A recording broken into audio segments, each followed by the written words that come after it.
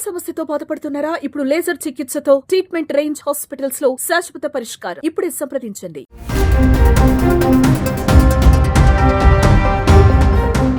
దేశముద్రు సినిమాతో టాలీవుడ్ ఇండస్ట్రీని షేక్ చేసింది హీరోయిన్ హన్సిక. ఆ తర్వాత టాలీవుడ్ ఇండస్ట్రీలో ఉన్న చాలా మంది హీరోలతో సినిమాలు చేసి సక్సెస్ అయ్యింది. ఆ తర్వాత బాలీవుడ్కు చేరింది. ఈ క్రమంలో హన్సిక మోత్వానీ బాంబే హైకోర్టును ఆశ్రయించడం కలకలం రేపుతోంది. అసలు ఆమె బాంబే హైకోర్టును ఎందుకు ఆశ్రయించారు? ఆమెపై నమోదైన కేసేంటి?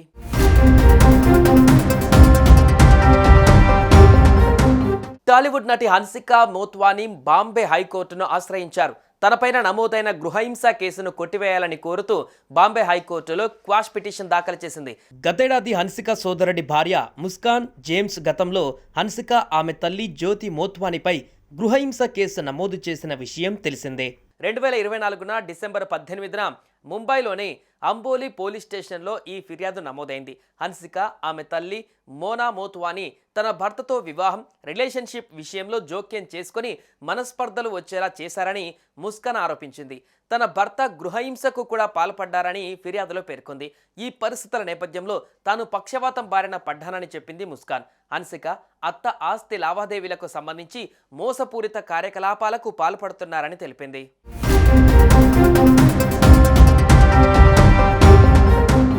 ముస్కాన్ నాన్సీ జేమ్స్ టీవీ నటిగా గుర్తింపు తెచ్చుకుంది.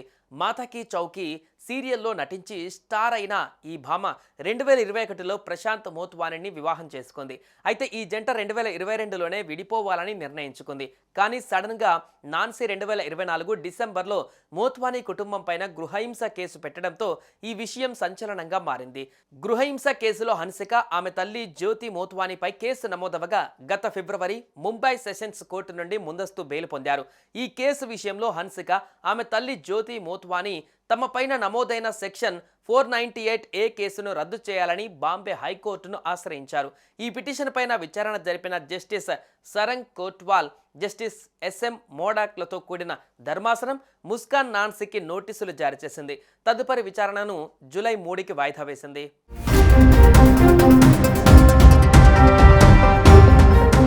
మరోవైపు ఈ కేసుపైన హన్సిక స్పందించారు. ముస్కాన్ వేధింపులు తట్టుకోలేకే విడాకులు తీసుకోవాలని సోదరుడు భావించినట్లు తెలిపారు. తనపై ప్రతీకారం తీర్చుకునేందుకే తనపై FIR నమోదు చేయించారని హన్సిక అన్నారు. తన సోదరుడు జేమ్స్ పెళ్లి కోసం తాను 27 లక్షలు ఖర్చు చేశానని, తిరిగి ఇవ్వాలని అడిగినందుకు తనపై కేసు పెట్టారని చెప్పారు.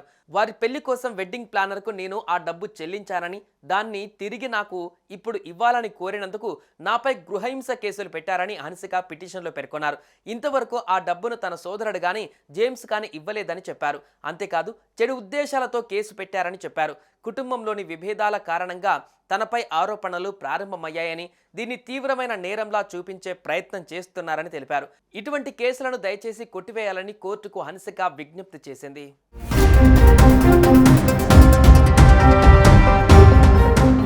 సుమన్ టీవీలో మీ పర్సనల్ అండ్ బిజినెస్ ప్రమోషన్స్ కోసం కింది నెంబర్కి కాంటాక్ట్ చేయండి.